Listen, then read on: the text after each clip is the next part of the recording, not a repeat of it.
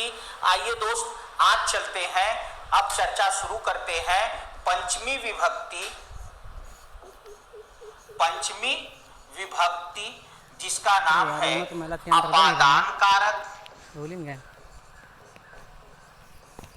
पंचमी विभक्ति अपादान कारक, चिन्ह क्या है, से या और से अलग। इसका जो है विभक्ति चिन्ह परसर्ग या कारक चिन्ह क्या है, से और से अलग, ये दो चिन्ह हैं।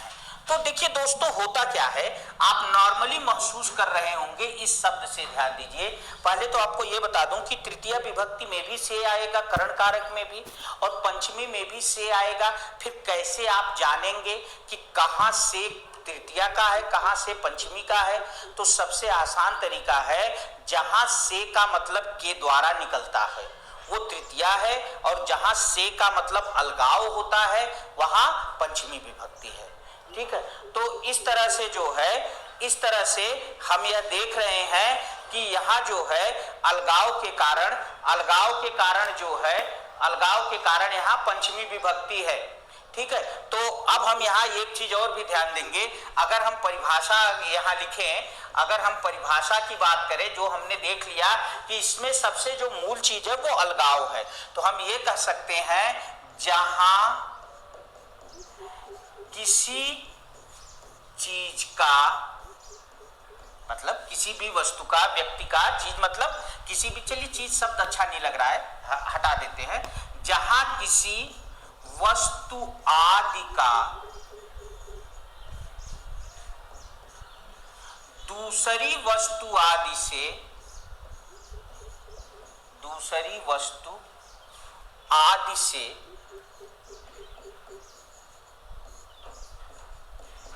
अलग होना पाया जाए,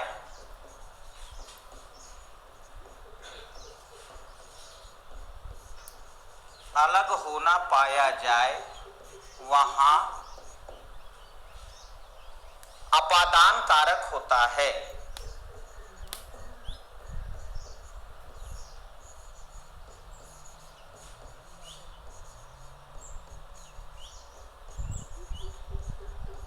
अपादान कारक होता है, एक का दूसरे से अलगाव। जैसे देखिए, अगर हम कहें, अगर हम यहाँ तमाम शब्दों का प्रयोग करें, शब्द ले, जैसे यदि हम जो है यहाँ आपका कह दें कि मोहन पदच्युत किया गया। देखिए, इसका जो सबसे नॉर्मल उदाहरण है वो आप लोग बार बार पढ़ते होंगे कि पेड़ से पत्ता गिरता है। अब पत्ता पेड़ से गिर रहा है, पेड़ से अलगाव, तो जहां से अलगाव होता है वहां पंचमी विभक्ति होती है ना। तो चलिए पहले इसी को लिखकर आपको समझा दूं। मान लीजिए हमने लिखा पेड़ से पत्ता, पेड़ से पत्ता गिरता है।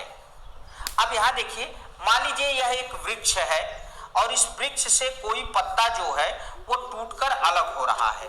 तो सीधी सी बात है, जब वृक्ष से पत्ता टूट रहा है तो वृक्ष से क्या हो रहा है, वृक्ष से इसका अलगाव हो रहा है, और जब अलगाव हो रहा है तो यहाँ पंचमी विभक्ति है। बहुत आसान है। पदच्युत किया गया, पदच्युत का मतलब जानते हैं क्या होता है, पद से हटाना। पदच्युत, पदच्युत का मतलब होता है पद से हटाना, और जब पद से हटाया गया तो यहाँ कौन सी विभक्ति हो गई, पंचमी विभक्ति हो गई। क्यों? क्योंकि पदच्युत मतलब क्या है, जो है पद से हटाया गया, हटा दिया गया अर्थात अलग कर दिया गया, अलग कर दिया गया तो पंचमी विभक्ति। ठीक है, तो इसी तरह से जो है स्क्रीनशॉट लीजिए आप। चलिए नेक्स्ट, हिमालय से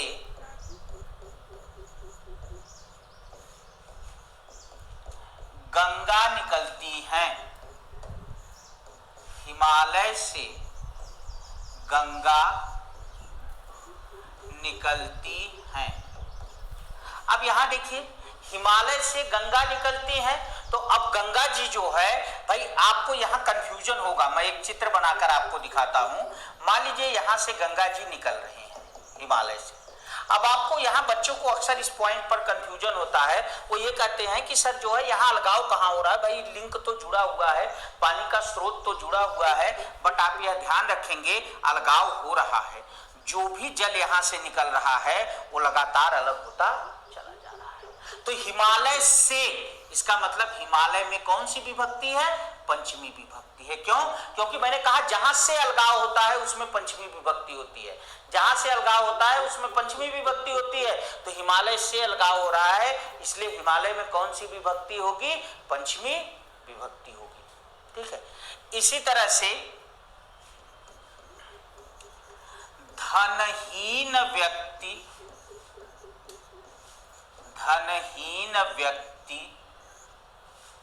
घूमता रहा।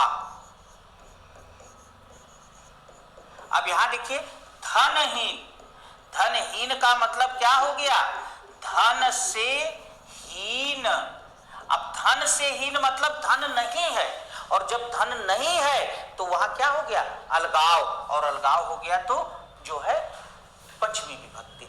आप याद रखिएगा, धनहीन, बुद्धिहीन, बलहीन, शक्तिहीन, ये हो गया, साथ ही साथ आपका पदच्युत। ठीक है। इसी तरह से एक शब्द आता है ऋण मुक्त, ऋण से मुक्त। अब देखिए, जब ऋण से मुक्त हो गया मतलब अलग हो गया, और जब मुक्त हो गया तो वहां सीधे सीधे क्या हो गया, पंचमी विभक्ति हो गई, क्योंकि यहां मुक्त हो गया माने अलगाव हो गया, अलग हो गया है। तो ऋण से मुक्त, ऋण मुक्त माने ऋण से मुक्त, और ऋण से मुक्त तो यहां भी पंचमी विभक्ति हो गई। तो च्युत हीन मुक्त, देखिए याद रखिएगा शब्दों को, च्युत हीन मुक्त। अगर ये किसी शब्द के साथ जुड़े हों तो क्लियर है कि वहां पंचमी विभक्ति होती है, याद कर लीजिएगा। च्युत हीन मुक्त, अगर ये शब्द किसी शब्द से साथ जुड़े हों, जैसे पदच्युत, बुद्धिहीन, ऋण मुक्त, तो जिसके भी साथ जुड़े हों आप समझ लीजिएगा कि वहां कौन सी विभक्ति होती है, वहां पंचमी विभक्ति होती है। बाकी जब किसी चीज का किसी चीज से अलगाव होना पाया जाता है, कोई चीज अलग होती है ना, तब समझ लीजिएगा कि वहां भी हमारा क्या है, पंचमी विभक्ति होती है। ठीक है। अब देखिए, जैसे सूरज पूरब से निकलता है ना, अब पूरब से निकल रहा है माने अलग हो रहा है, भाई वो सीधे सीधे पूरब से अलग होकर पश्चिम की तरफ बढ़ रहा है कि नहीं बढ़ रहा है, तो पूरब से जो है निकल रहा है तो वहां पंचमी विभक्ति है, क्योंकि वो लगातार अपने मूल स्थान से अलग होता चला जा रहा है, अपने मूल स्थान से दूर होता चला जा रहा है। तो इस तरह से थोड़ा सा आपको ध्यान देना है कि जहां भी इस तरह का भाव आए कि कोई चीज एक स्थान से अलग हो रही है, जैसे एक उदाहरण आपको और देता हूं, बड़ा अच्छा उदाहरण है, आने पे अक्सर बच्चे कठिन कर देते हैं, गलत कर देते हैं। इस तरह के उदाहरण जरूर नोट करिएगा। मेरा घर यहां से 2 किलोमीटर, मेरा घर यहां से 2 किलोमीटर दूर है।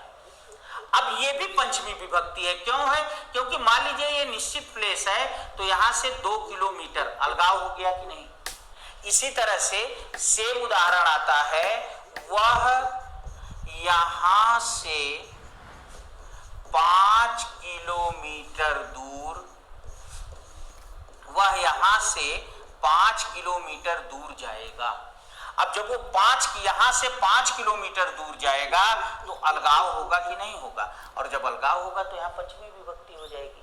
तो कहने का मतलब है कि अगर कहीं से कुछ अलग हो रहा है, दूर जा रहा है, तो वहां भी पंचमी विभक्ति होती है। तो ये रहा पंचमी विभक्ति का कॉन्सेप्ट। लेकिन एक चीज और ध्यान रखिएगा, इसमें एक इंपॉर्टेंट कॉन्सेप्ट और भी है जिसका नाम है भित्रार्थानाम, भित्रार्थानाम भय हेतुः, भित्रार्थानाम भय हेतुः। भित्रार्थानाम माने भीत के अर्थ में, भीत के अर्थ में, जहां कारण, भय हेतु, हेतु माने कारण, मतलब जहां भय का कोई कारण हो और उससे कोई भीत हो रहा हो, डर रहा हो, जहां भय के कारण से कोई क्या हो रहा हो, भयभीत हो रहा हो, डर रहा हो, तो वहां पंचमी विभक्ति होती है। जैसे बालक कुत्ते से डरता है, बालक कुत्ते से डरता है ना। व्याघ्र पहेलिये से डरता है, व्याघ्र पहेलिये से डरता है। इन सभी उदाहरणों में आप देख रहे होंगे दोस्त कि यहाँ जो है कुत्ते से डरता है, पहेलिये से डरता है। कहने का मतलब जहां भी भय हो और कारण उपलब्ध हो, जिस कारण से भय हो रहा हो, जिस कारण से डरा जा रहा हो, तो समझ लीजिएगा वहां पंचमी विभक्ति होती है। तो दोस्त ये रही हमारी पंचमी विभक्ति। बहुत ही आसान शब्दों में, बहुत ही सरल शब्दों में मैंने आपको व्याख्यायित कर दिया। च्युतहीन मुक्त किसी शब्द के साथ लगे हों पंचमी विभक्ति, कहीं से किसी चीज का अलगाव हो रहा है, जैसे सवार घोड़े से गिरा, अब गिरा से घोड़े से अलग हो गया, पंचमी विभक्ति।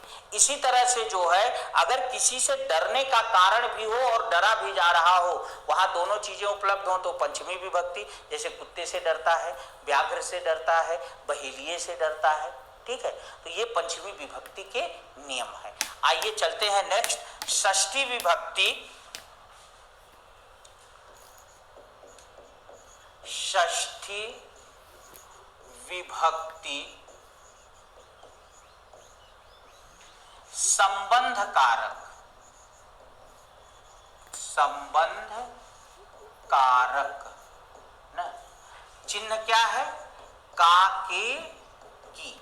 मैंने आपसे कहा कि इसके चिन्हों में ना, नैनी, रा, रेरी का भी नाम लिया जाता है, पर नॉर्मली का, के, की का ही प्रयोग किया जाता है, ठीक है। तो अब देखिए, जहां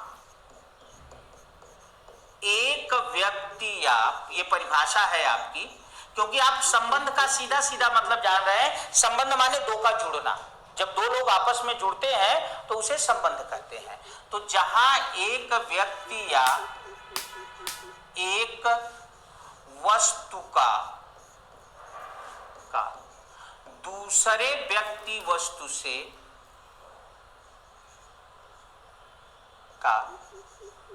दूसरे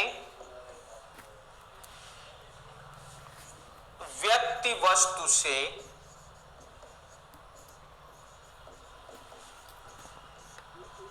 संबंध पाया जाए,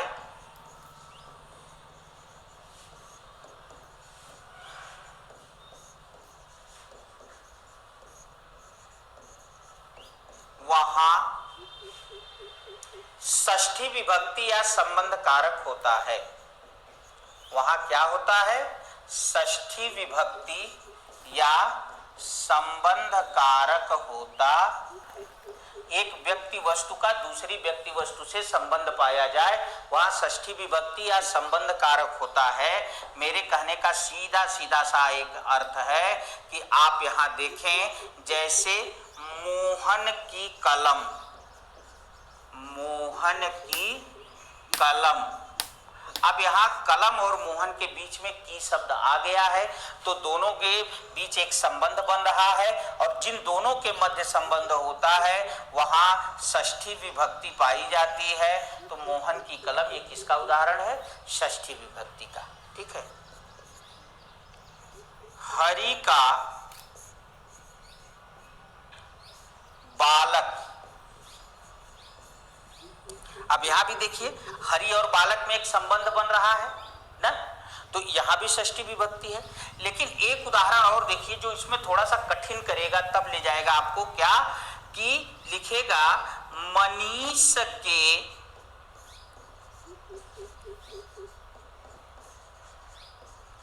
बाल बच्चे, मनीष के बाल बच्चे नहीं हैं। अब यहां देखिए, कह रहे मनीष के बाल बच्चे नहीं हैं, तो भले ही बाल बच्चे न हो, भले ही नकारात्मकता की बात हो, बट मनीष और बाल बच्चों में एक संबंध तो बन रहा है, भले ही वह संबंध कैसा है, नकारात्मक है। भाई जैसे अजय का लड़का या अजय के बच्चे, तो भाई अजय और बच्चे में एक पॉजिटिव संबंध है पिता पुत्र का। हरि के जो अगर कहे मनीष के बाल बच्चे नहीं है तो भले नहीं, लेकिन बाल बच्चे और मनीष में एक संबंध तो है कि भाई उनके बाल बच्चे हैं नहीं। तो इस तरह से दोस्त ये उदाहरण भी दिया जा सकता है आपसे, और आपको षष्ठी विभक्ति। दूसरी चीज मैंने आपको एक चीज बताया था, याद होगा आपको कि मैंने आपसे कहा था कि जब किसी को कोई चीज दे करके वापस ले ली जाती है तो वहां षष्ठी विभक्ति होती है। जैसे राजा धोबी को कपड़े देता है ना, वहां षष्ठी है, लेकिन भिखारी को भीख देता है में जो है क्या है, चतुर्थी विभक्ति है, क्योंकि वो भिखारी के लिए दे रहा है। तो जो है इस चीज को आप हमेशा जो है, इस बात को आप हमेशा ध्यान में रखेंगे कि जिसे कुछ दिया जाए और दे करके ले लिया जाए, वहां तो चतुर्थी विभक्ति नहीं षष्ठी विभक्ति होती है। तो बहुत आसान है षष्ठी विभक्ति। बस याद रखिएगा, जहां दो के बीच संबंध बनाने के लिए का के की का प्रयोग होता है, वहां समझ लीजिएगा कि जो है षष्ठी विभक्ति है, और इसका नाम है संबंध कारण। ठीक, चलिए नेक्स्ट, सप्तमी विभक्ति। सप्तमी विभक्ति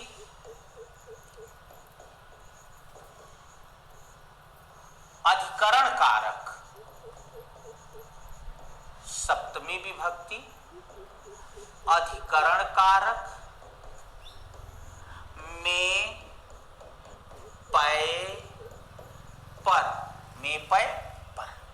देखिए अधिकरण का मतलब क्या होता है, अधिकरण का मतलब होता है आधार, और आप जानते हैं संबंध और संबोधन को छोड़कर बाकी सब क्रिया के सापेक्ष बनते हैं। तो अगर आधार की बात करें, तुरंत आपके मन में प्रश्न उठे कि किसका आधार, तो हमारा मन ये उत्तर दे सकता है क्रिया का। क्यों? क्योंकि कर्ता माने करने वाला, किसको करने वाला, क्रिया को करने वाला। इसी तरह से जो है माध्यम, किसका माध्यम, क्रिया का माध्यम। तो कहने का मतलब यह है कि इसमें संबंध और संबोधन को छोड़कर बाकी सब इसी के सापेक्ष, क्रिया के सापेक्ष बन रहे हैं। तो जब क्रिया के सापेक्ष बन रहे हैं तो आधार किसका आधार, क्रिया का आधार।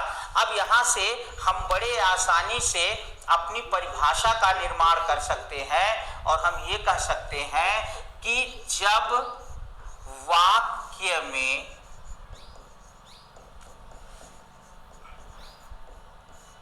क्रिया के आधार, जब वाक्य में क्रिया के आधार का,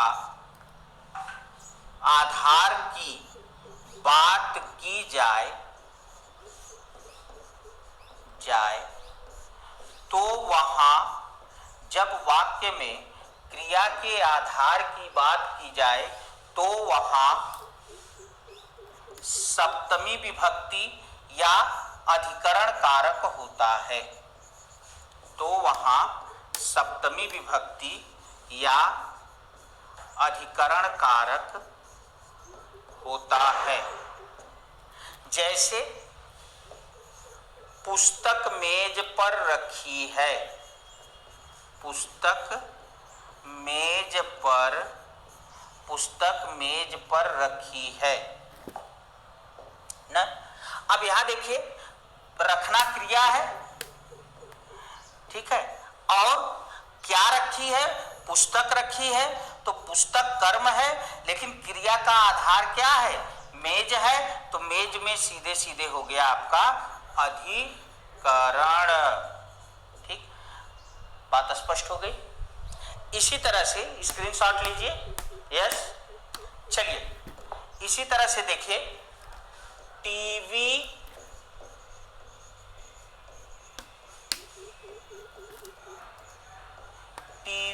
कमरे में रखा है ना। अब देखिए, रखना क्रिया है और रखने का क्या रखा है, टीवी। तो टीवी हो गया कर्म, और कमरे में रखने का आधार क्या है, कमरा है। तो कमरा क्या हो गया हमारा, सीधे सीधे अधिकरण कारक। इसी तरह से नेक्स्ट, कबूतर छत पर बैठा है, कबूतर छत पर, कबूतर छत पर बैठा है। अब बैठने का आधार क्या है? छत, और जब छत आधार है तो सीधे सीधे अधिकरण कारक। हाँ, पय शब्द जो है इसका प्रयोग अवधी आदि भाषाओं बोलियों में होता है, इसका प्रयोग खड़ी हिंदी में नहीं होता है। खड़ी हिंदी में में और पर का ही प्रयोग होता है। ठीक है दोस्त, तो ये रहा हमारा सप्तमी विभक्ति अधिकरण कारक। एक चीज याद रखिएगा, इंपॉर्टेंट करके लिखिएगा, जहां दो की तुलना करके, या दो मत ही लिखिए, सीधे लिखिए, जहां तुलना के आधार पर, जहां तुलना के आधार पर किसी को अन्य से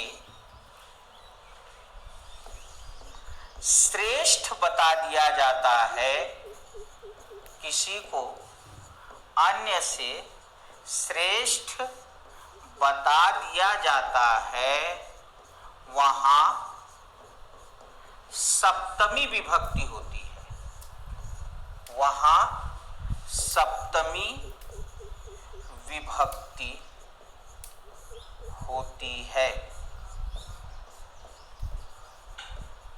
जैसे कवियों में कालिदास श्रेष्ठ हैं, कवियों में कालिदास, कवियों में कालिदास श्रेष्ठ हैं। अब आप यहां देखिए, कवियों में कालिदास श्रेष्ठ हैं, तो तुलना करके कवियों में कालिदास को श्रेष्ठ बता दिया गया, और जब तुलना में किसी एक को श्रेष्ठ बता दिया जाता है तो वहां सप्तमी विभक्ति होती है। जैसे लड़कियों में गीता सुंदर है, विद्यार्थियों में मोहन चतुर है, इस तरह के जो भी शब्द आएंगे, वाक्य आएंगे, वहां सप्तमी विभक्ति होती है। हाँ, एक चीज ध्यान रखिएगा, पहले आप इसका स्क्रीनशॉट ले लीजिए। देखिए, इसमें सप्तमी होती है, लेकिन यदि विकल्प में, यदि विकल्प में कई बार फंसा सकता है आपको, यदि विकल्प में सप्तमी न हो तो षष्ठी विभक्ति होगी। यदि विकल्प में सप्तमी न हो तो षष्ठी विभक्ति। कई बार क्या करता है, सप्तमी ऑप्शन में ही नहीं देता, तब आप ध्यान रखिएगा कि विकल्प में यदि सप्तमी नहीं है तो षष्ठी होगी, लेकिन यदि विकल्प में षष्ठी और सप्तमी दोनों है तो सप्तमी होगी। बात स्पष्ट? षष्ठी तभी होगी जब सप्तमी नहीं होगी विकल्प में। बात समझ में आ गई? नेक्स्ट चलते हैं, लास्ट, संबोधन कारक। संबोधन कारक सबसे आसान कारक है भैया, अभी आपको बताता हूं। देखिए, संबोधन का मतलब ये होता है किसी को बुलाना, संबोधित करना। तो जहां किसी को पुकारने, जहां किसी को पुकारने, ठीक है, सजग करने, सजग करने, अथवा किसी को पुकारने, किसी को पुकारने, सजग करने, अथवा आश्चर्य व्यक्त करने का भाव आता है, आश्चर्य व्यक्त करने का भाव आता है, वहां संबोधन कारक होता है, वहां संबोधन कारक होता है। देखिए, सीधे सीधे कह रहे हैं कि जहां या तो किसी को पुकारा जाए, बुलाया जाए, या किसी को सजग किया जाए, या आश्चर्य व्यक्त किया जाए, वहां संबोधन कारक होता है। बहुत आसान कारक है संबोधन। संबोधन देखिए, पहली बात तो ये जानिएगा, ये संबोधन का चिन्ह है, जहां भी यह लगा रहेगा उसके साथ हमेशा यह चिन्ह लगा रहेगा। और आप जानते हैं 8 कारकों के क्रम में यह सबसे अंतिम कारक है, और यह एक ऐसा कारक है जो क्रिया पर आधारित नहीं होता है। ठीक है, तो जहां भी यह रहेगा यही मान्य होगा। जैसे हे राम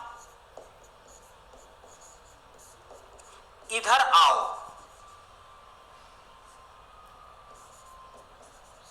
अब यहां देखिए हे राम इधर आओ, यहां राम को बुलाया जा रहा है और ये संबोधन का चिन्ह है। इसे देखते ही आप तुरंत समझ गए कि यह संबोधन कार्य है। अरे तुम अभी तक यही हो, अरे तुम अभी, अब यहां आश्चर्य व्यक्त किया जा रहा है कि अरे तुम अभी तक नहीं गए, तुम अभी तक यही हो। देखिए आश्चर्य के बाद तुरंत संबोधन का चिन्ह आ गया है। ठीक है, हे उधर मत जाओ, उधर मत जाओ। अब यहां देखिए सजग किया जा रहा है संबोधन का। तो बहुत आसान है दोस्त, जहां भी संबोधन का चिन्ह दिख जाए तुरंत समझ लीजिएगा कि वहां संबोधन कारक है, और अष्टमी विभक्ति होने के कारण यह कारक सबसे अंत में आता है और जहां भी रहता है सर्वमान्य होता है। तो दोस्तों ये रहा हमारा कारकों का एक संक्षिप्त परिचय, जो है जितना आपकी परीक्षा के लेवल से महत्वपूर्ण है। मैंने हर चीज आपको पढ़ाया, बताया, और इसी के भीतर प्रश्न आएंगे, प्रश्नों को सॉल्व करके देखिएगा। तो आज के वीडियो के लिए इतना ही, मिलते हैं अगले वीडियो में। धन्यवाद।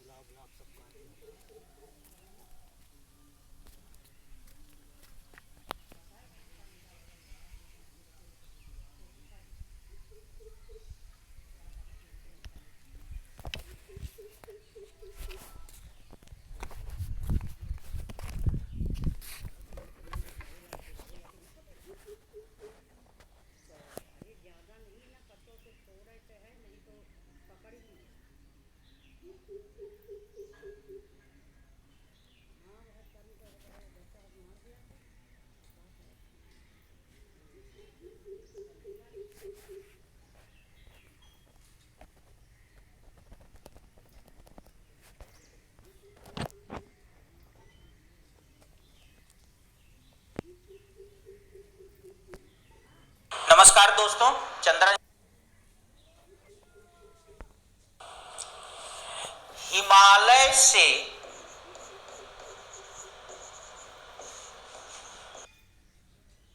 प्रधान कारक तक की चर्चा की थी। आइए दोस्त आज चलते हैं, अब चर्चा शुरू करते हैं पंचमी विभक्ति। पंचमी विभक्ति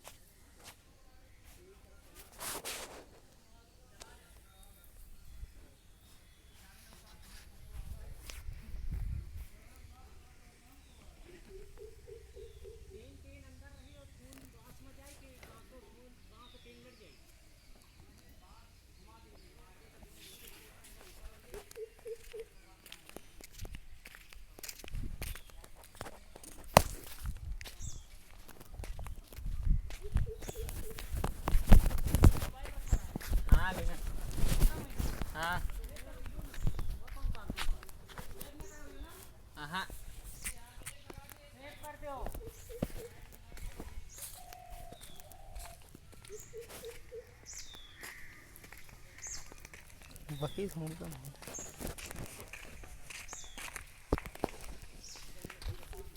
ठीक है, सेव कर दूँ। कितनी देर खत्म है? बहुत देर हो गई, दोबारा चालू कर सकते।